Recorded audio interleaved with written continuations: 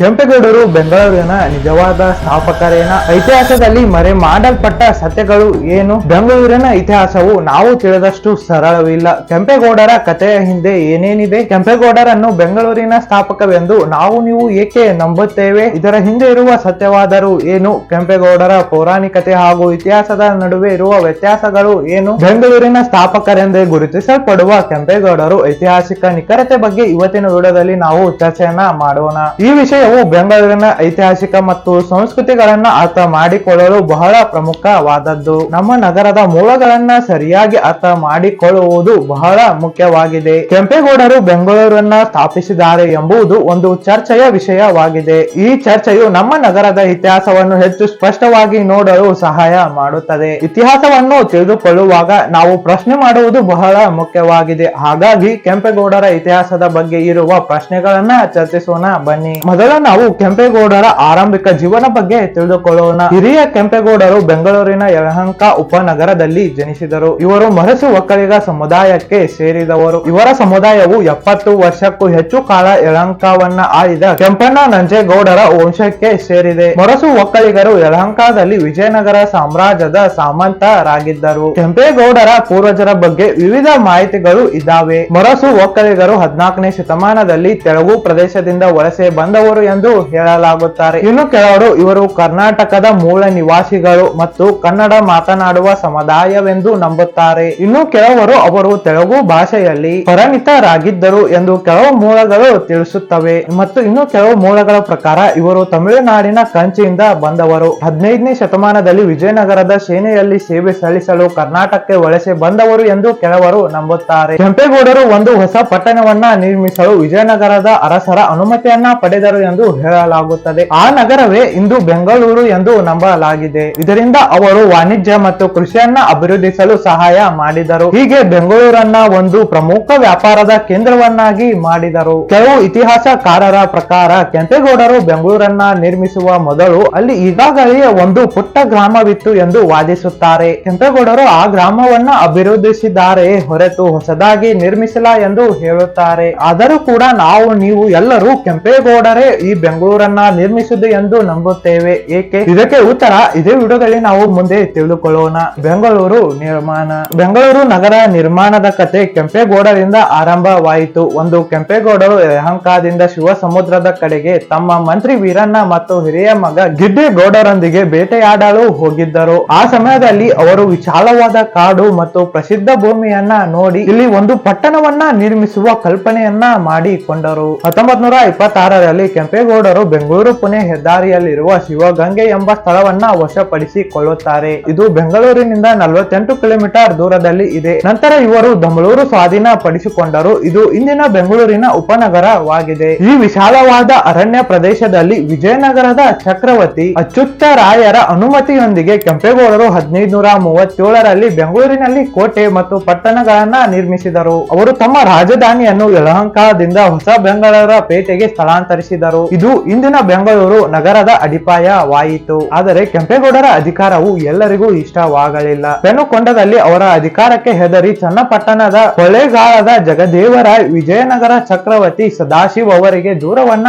ನೀಡುತ್ತಾರೆ. ಇದರ ಪರಿಣಾಮವಾಗಿ ಕೆಂಪೇಗೌಡರ ಪ್ರದೇಶವನ್ನ ವಶಪಡಿಸಿಕೊಳ್ಳಲಾಯಿತು ಮತ್ತು ಅವರು 5 ವರ್ಷಗಳ ಕಾಲ ಜೈಲಿನಲ್ಲಿ ಇರಿಸಲಾಯಿತು. ಅವರ ಬಿಡುಗಡೆ ಆದ ನಂತರ ತಮ್ಮ ಪ್ರದೇಶಗಳಿಗೆ ಮರಳಿ ಹೋದರು. ನಂತರದ ವರ್ಷಗಳಲ್ಲಿ ಕೆಂಪೇಗೌಡರ ಕೆಲಸಗಳಿಂದ ಸಂತೋಷಗೊಂಡ ಚಕ್ರವರ್ತಿಯು ಅವರಿಗೆ ಕೆಲವು ಹಳ್ಳಿಗಳನ್ನ ಬಹುಮಾನವನ್ನಾಗಿ ನೀಡುತ್ತಾರೆ. ಈ ಹಳ್ಳಿಗಳಲ್ಲಿ ಹೊಸೂರು, ಬೇಗೂರು, ವತ್ತೂರು, ಜಿಗಣಿ, ತಳಗಟ್ಟಾಪುರ್, ಕುಂಬಳ ಗೋಡು, ಕೆಂಗೇರಿ ಮತ್ತು ಬಾಣವರ ಸೇರಿದವು. ಇದರಿಂದ ಕೆಂಪೇಗೌಡರ ಪ್ರಭಾವ ಮತ್ತಷ್ಟು ಹೆಚ್ಚಾಯಿತು.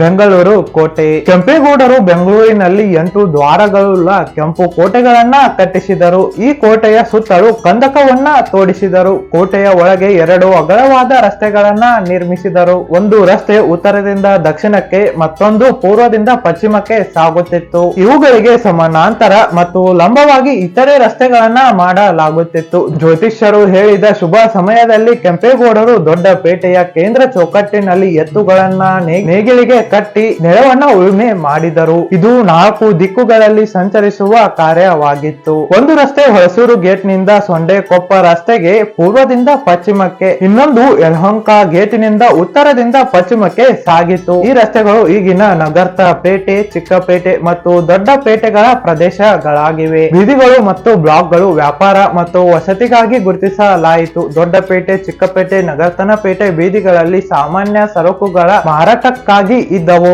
ಅರಳಿಪೇಟೆ, ತಗರುಪೇಟೆ, ಅಕ್ಕಿಪೇಟೆ, ರಾಗಿಪೇಟೆ, ಬೇಳೆಪೇಟೆ ಮುಂತಾದವು. ಹತ್ತಿ, ಧಾನ್ಯ, ಅಕ್ಕಿ, ರಾಗಿ ಮತ್ತು ಬೇಳೆಗಳ ಮಾರಾಟಕ್ಕಾಗಿಯೇ ಇದ್ದವು. ಕುರುಬರ ಪೇಟೆ, ಕುಂಬಾರು ಪೇಟೆ, ಗಾನಿಗಿರಿ ಪೇಟೆ, ಉಪ್ಪಾರ ಪೇಟೆ ಮುಂತಾದವು. ಕುರುಬರು, ಕುಂಬಾರರು, ಗಾನಿಗೆರು ಮತ್ತು ಉಪ್ಪಾರ ಜಾತಿಯ ನಿವಾಸವಾಗಿದ್ದವು. ಹೊಳಸೂರು ಪೇಟೆ, ಮಾನವರ್ತ ಪೇಟೆ, ಮುತ್ಯಾಲ್ ಪೇಟೆ ಅಂದರೆ ಬಳ್ಳಾಪುರ್ ಪೇಟೆ ಮುಂತಾದವು ಸಮಾಜದ ಇತರ ಗುಂಪುಗಳಿಗೆ ಸೇರಿದವು. ಪುರೋಹಿತ್ ಮತ್ತು ಕಲ್ಕಿ ವರ್ಗಗಳಿಗೆ ಅಗ್ರ ಆಹಾರವನ್ನ ನಿರ್ಮಿಸಲಾಗುತ್ತಿತ್ತು. ಕೆಂಪೇಗೌಡರು ನುರಿತ ಕುಶಲ ಕಾರ್ಮಿಕರನ್ನ ನೆಲೆಸುವಂತೆ ಮಾಡಿ ಅವರ ವೃತ್ತಿಯನ್ನ ಮುಂದುವರೆಸಲು ಅವಕಾಶವನ್ನ ಮಾಡಿ ಕೊಟ್ಟರು. ಕೋಟೆಯ ಉತ್ತರ ಯಲಹಂಕ ದ್ವಾರದಲ್ಲಿ ವಿನಾಯಕ ಮತ್ತು ಆಂಜನೇಯ ದೇವಾಲಯಗಳನ್ನ ನಿರ್ಮಿಸಿದರು. ಇದು ಈಗ ಸ್ಟೇಟ್ ಬ್ಯಾಂಕ್ ಆಫ್ ಮೈಸೂರು ಮುಖ್ಯ ಕಚೇರಿಯ ಬಳಿ ಇದೆ. ಕೋಟೆಯ ಹೊರಗೆ ದಕ್ಷಿಣ ಭಾಗದಲ್ಲಿ ದೊಡ್ಡ ಬಸವಣ್ಣನ ಗುಡಿ, ದೊಡ್ಡ ವಿನಾಯಕ ಮತ್ತು ದೊಡ್ಡ ಆಂಜನೇಯ ಮತ್ತು ವೀರಭದ್ರ ದೇವಾಲಯಗಳನ್ನ ನಿರ್ಮಿಸಿದ್ದಾರೆ. ಗವಿ ಗಂಗಾಧರ್ ದೇವಸ್ಥಾನವನ್ನು ಕೂಡ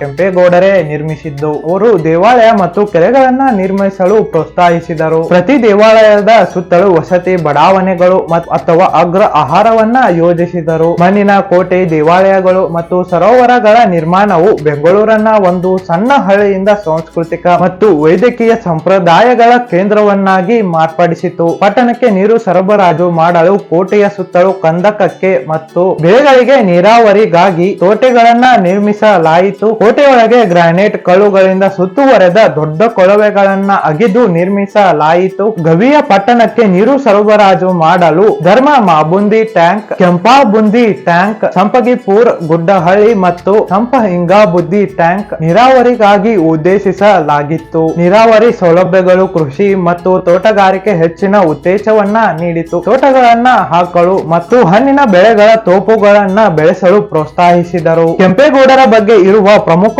ಐತಿಹಾಸಿಕ ಘಟನೆಗಳು ಮತ್ತು ಆಧಾರಗಳು. ಕೈಪಿ ಎತ್ತುಗಳು ವಿಜಯನಗರದ ಸಾಮ್ರಾಜ್ಯದ ಕಾಲದಲ್ಲಿ ಬರೆಯಲ್ಪಡುವ ಸ್ಥಳೀಯ ದಾಖಲೆಗಳು. ಇವುಗಳಲ್ಲಿ ಕೆಂಪೇಗೌಡರು ಬೆಂಗಳೂರನ್ನ ಕಟ್ಟಿಸಿದ ಎಂಬ ಉಲ್ಲೇಖಗಳು ಇವೆ. ಕೆಲವು ಕೈಪಲ್ಯಗಳಲ್ಲಿ ಕೆಂಪೇಗೌಡರಿಗೆ ಒಂದು ಕನಸು ಬಿದ್ದಿತು. ಆ ಕನಸಿನಲ್ಲಿ ಅವರು ಒಂದು ನಗರವನ್ನ ಕಟ್ಟಬೇಕು ಎಂದು ದೇವರು ಹೇಳಿದ್ದಾನೆ ಎಂದು ನಂಬಲಾಗುತ್ತದೆ. ಈ ದಾಖಲೆಗಳು ಆ ಕಾಲದ ಸ್ಥಳೀಯ ಆಡಳಿತ ಮತ್ತು ಜೀವನದ ಬಗ್ಗೆ ಮಾಹಿತಿಗಳನ್ನ ನೀಡುತ್ತದೆ. ಸ್ಥಳೀಯ ದಂತ ಕಥೆಗಳು. ಬೆಂಗಳೂರಿನ ಜನರಲ್ಲಿ ಪ್ರಚಲಿತವಿರುವ ಕಥೆಗಳು, ಹಾಡುಗಳು ಮತ್ತು ಸಂಪ್ರದಾಯಗಳು ಕೆಂಪೇಗೌಡರೇ ಬೆಂಗಳೂರನ್ನ ಸ್ಥಾಪನೆ ಮಾಡಿದ್ದು ಎಂದು ಕರೆಯುತ್ತವೆ. ಈ ದಂತ ಕಥೆಗಳು ಕೆಂಪೇಗೌಡರು ನಗರವನ್ನ ಹೊಸ ಜಾಗದಲ್ಲಿ ಸ್ಥಾಪಿಸಲು ಬಹಳ ಕಷ್ಟಗಳನ್ನ ಪಟ್ಟರು. ಇದು ಅವರ ದೂರದೃಷ್ಟಿ ಮತ್ತು ಆಡಳಿತ ಬಗ್ಗೆ ಹೇಳುತ್ತದೆ. ಬೆಂಗಳೂರಿನ ಕೋಟೆ ಮತ್ತು ಪೇಟೆಗಳು. ಇಂದಿಗೂ ಉಳಿದಿರುವ ಬೆಂಗಳೂರಿನ ಕೋಟೆ ಮತ್ತು ಪೇಟೆಗಳು ಕೆಂಪೇಗೌಡರೇ ಕಟ್ಟಿಸಿದ್ದು ಎಂದು ನಂಬಲಾಗುತ್ತದೆ. ಈ ಕಟ್ಟಡಗಳು ಆಗಿನ ಕಾಲದ ನಗರಗಳು ಹೇಗೆ ಯೋಜಿಸಲಾಗುತ್ತಿತ್ತು ಮತ್ತು ನಿರ್ಮಿಸಲಾಗುತ್ತಿತ್ತು ಎಂಬ ನಂಬಿಕೆಗಳನ್ನ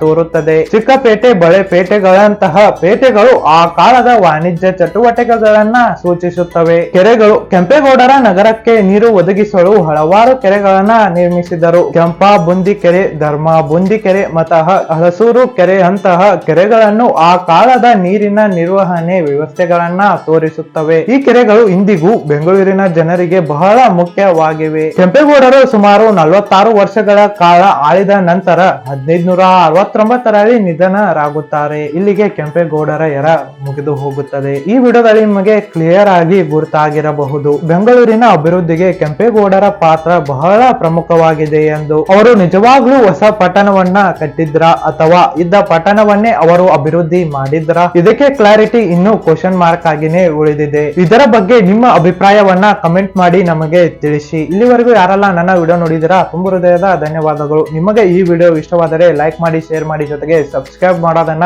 ಮರೆಯಬೇಡಿ. Thanks for watching. Take care. Bye bye.